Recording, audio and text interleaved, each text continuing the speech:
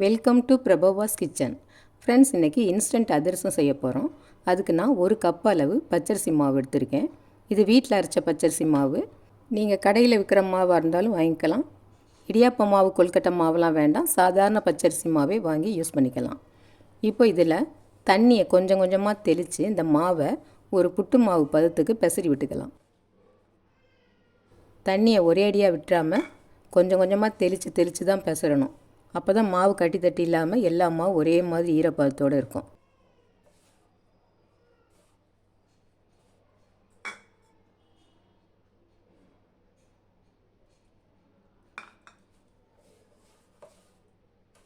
இப்போ பாருங்கள், இந்த மாவு நல்லா பூ மாதிரி இருக்குது. இதை இப்போ ஒரு சல்லடையில் போட்டு சலிச்சு எடுத்துக்கலாம்.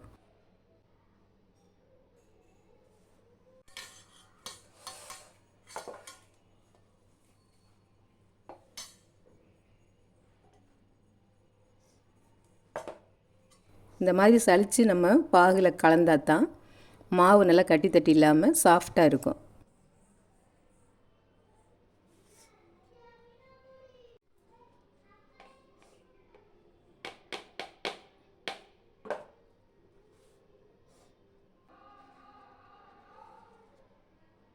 இந்த கப்பியை தூக்கி போட்டுடலாம்.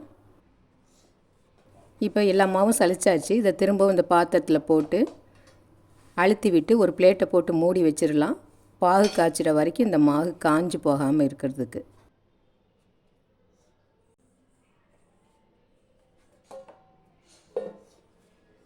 அடுத்து இப்போது ஒரு கடாயை ஸ்டவ்வில் வச்சு அதில் 3/4 கப் அளவு பொடித்த வெல்லத்தை போட்டுட்டு 1/4 கப்பு தண்ணி சேர்த்துட்டு ஸ்டவ்வை பற்ற வச்சுக்கலாம். இந்த வெல்லம் நல்லா கரைஞ்சி வந்ததுக்கப்புறம் நம்ம வடிகட்டி எடுத்துக்கலாம்.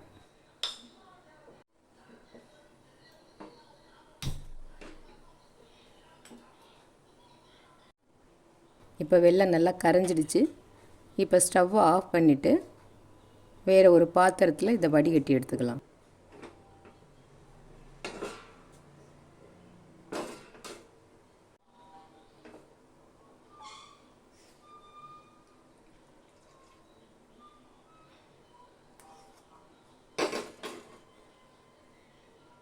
அடுத்து இப்போ திரும்பவும் கடாய் ஸ்டவ்வில் வச்சு இந்த பாகை சேர்த்து கெட்டி பாகு காய்ச்சிக்கலாம். பாகு நல்லா உருட்டி எடுக்கிற பதத்துக்கெல்லாம் வரணும்னு அவசியம் இல்லை. ஒரு தளர்வாக அல்வா பதத்துக்கு கையில் வலிச்சு எடுக்கிற பதத்துக்கு வந்தாலே போதும்.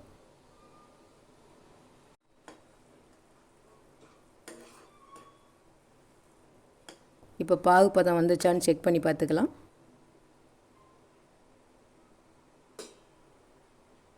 பாருங்கள், இன்னும் பதம் வரவே இல்லை.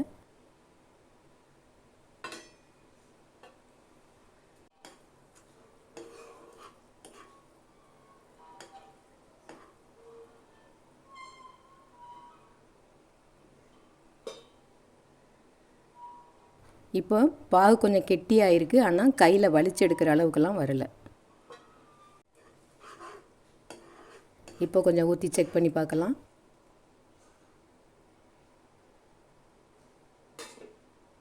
பாருங்கள், நல்லா கெட்டியாக கையில் வலிச்சு எடுக்கிற பதத்துக்கு வந்துருச்சு. ஒரு அல்வா பதத்துக்கு வந்துருக்குது. இந்த சமயத்தில் இதில் ஏலக்காய் பொடி இல்லைன்னா சுக்கு பொடி ஒரு 3/4 டீஸ்பூன் அளவு சேர்த்துக்கலாம். நான் ஏலக்காய் பொடி தான் சேர்க்குறேன். இப்போ இதை கலந்து விட்டுட்டு பச்சரிசி மாவை சேர்த்து நல்லா கிளறி விட்டுக்கலாம்.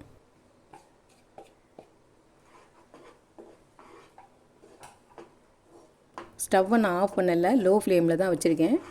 அப்போ தான் இந்த பாகு சூட்டோட மாவை நல்லா கிளறி விட முடியும்.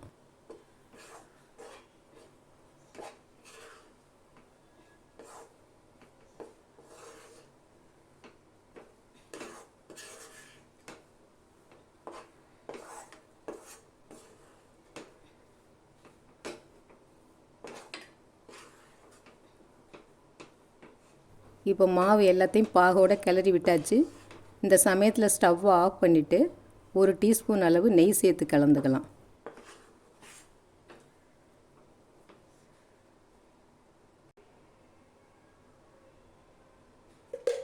அதிரசம் அப்போ தான் நல்லா நெய் வாசத்தோடு நல்லா இருக்கும்.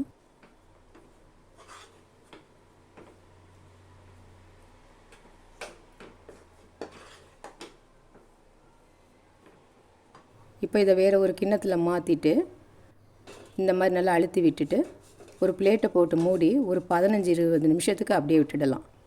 அதுக்கப்புறம் நம்ம அதிரசம் தட்டி போட்டுக்கலாம். இது அடுத்த நாள் வரைக்கும் வச்சுருக்கணும்னு அவசியம் இல்லை.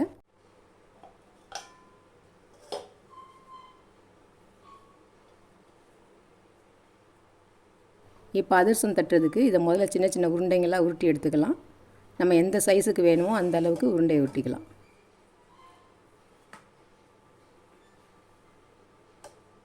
இது நம்ம ஃப்ரிட்ஜில் வச்சு 2 நாள் கழித்து கூட போடலாம் அதிரசம். ஆனால் இது இன்ஸ்டன்ட் அதிரசங்கிறதுனால நம்ம இப்போவே தட்டி போட்டுக்கிறோம். இப்போ ஒரு பிளாஸ்டிக் பேப்பரில் நெய் தடவிட்டு இந்த உருண்டையை வச்சு தட்டிக்கலாம்.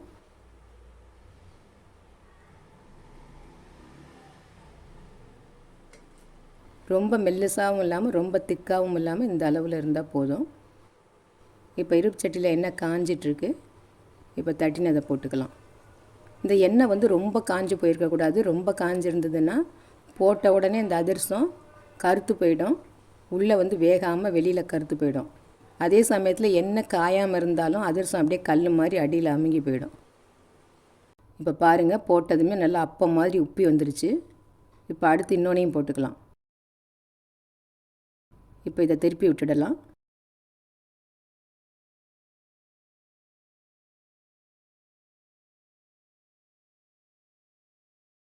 இதுவும் பாருங்கள், நல்ல பால் மாதிரி உப்பி வருது. இந்த மாதிரி இருந்தால் தான் அதிரசம் நல்லா சாஃப்டாக பூ மாதிரி இருக்கும்.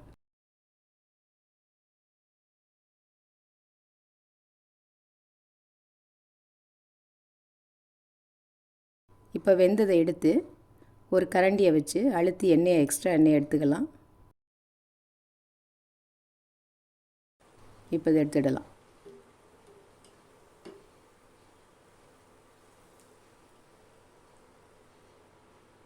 இப்போ அடுத்து இதே மாதிரி நம்ம உருட்டி வச்சுருக்க உருண்டைங்களை 2-3 அதிரசத்தை தட்டி போட்டுக்கலாம்.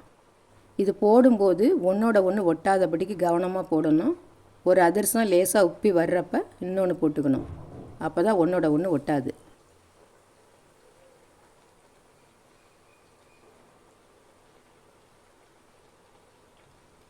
இப்போ பாருங்கள், அப்படியே ஒன்று ஒட்டுது லேசாக.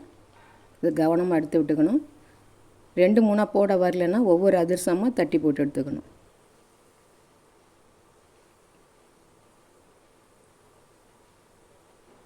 இப்போ இதுவும் நல்லா உப்பி வந்துருச்சு. இதையும் திருப்பி விட்டுக்கலாம். எந்த அளவுக்கு இந்த அதிரசம் உப்பி வருதோ அந்த அளவுக்கு அதிரசம் சாஃப்டாக இருக்கும்.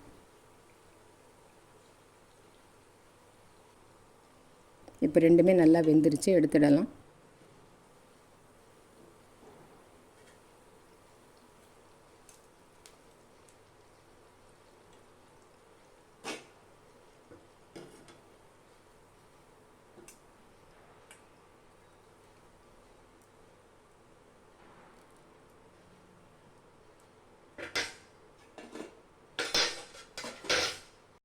இப்போ நம்ம எல்லா அதிரசமும் செஞ்சு முடித்தாச்சு.